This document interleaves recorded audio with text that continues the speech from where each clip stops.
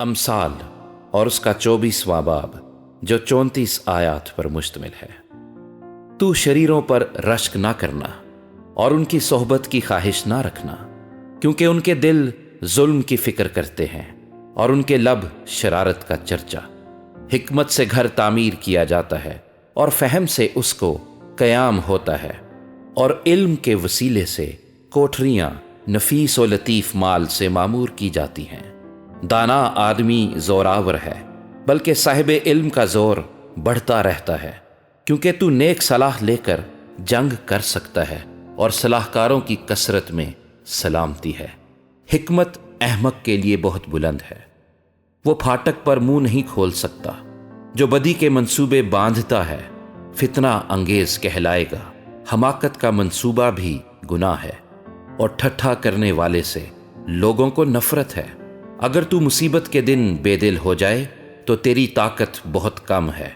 जो कत्ल के लिए घसीटे जाते हैं उनको छुड़ा, जो मारे जाने को हैं उनको हवाला ना कर।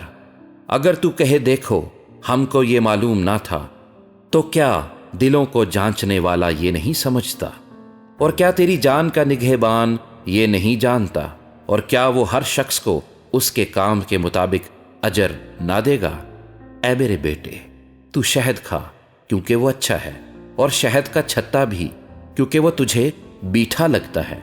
हिकमत भी तेरी जान के लिए ऐसी ही होगी। अगर वो तुझे मिल जाए तो तेरे लिए अजर होगा और तेरी आस नहीं टूटेगी।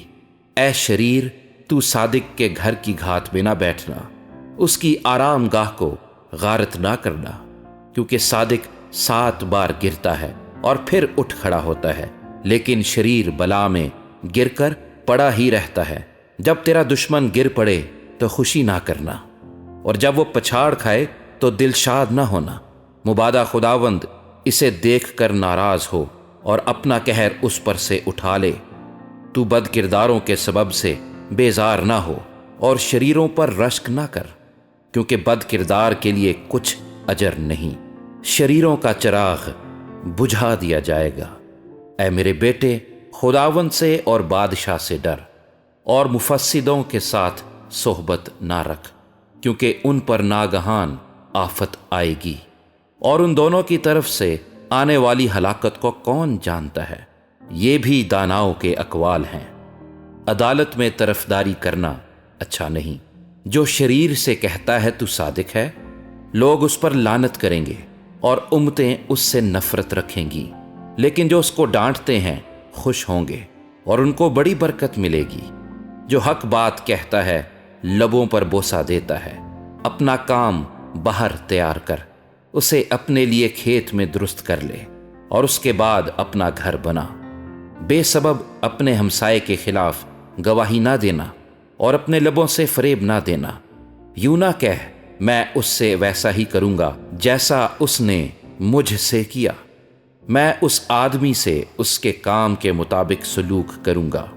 मैं काहिल के खेत के और बेअक्ल के ताकिस्तान के पास से गुजरा, और देखो वो सब का सब कांटों से भरा था और बिच्छू बूटी से ढका था, और उसकी संगीन दीवार गिराई गई थी।